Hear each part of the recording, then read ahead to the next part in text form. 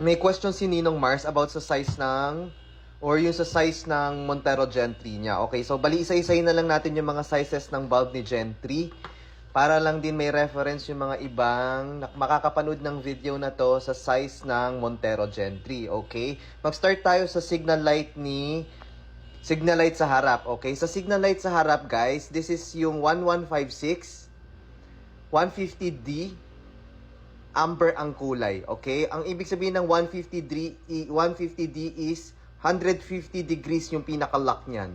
Okay? Hindi kayo pwede magkamali ng order ng ganito, ha? Make sure nyo na 150 degrees talaga.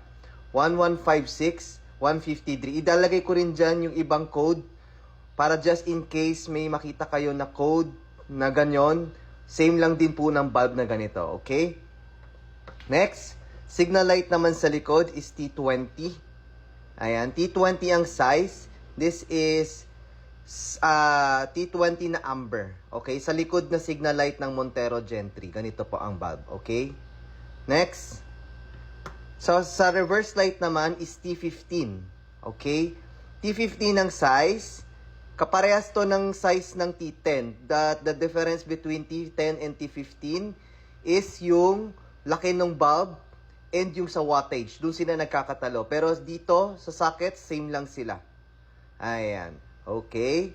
Ayan. And lastly, sa mga naka-LED bulb type naman, ang bulb is T21 or yung double contact natin. Okay? Double contact, yan. Dalawa dito, dalawa dito. Yung purpose ng isa niyan is spark light pag inopen nyo. And the other one naman is pag nag-press kayo ng brake, iilaw yan ng mas malakas. Okay, sa mga naka-LED type naman, hindi po natin pwedeng mapalitan yung mga LED natin doon, okay? So, hindi pwede natin palitan yung stock natin doon. So, sa mga bulb type lang po applicable yung ganitong klaseng brake light. The rest, pwede po natin palitan. Okay?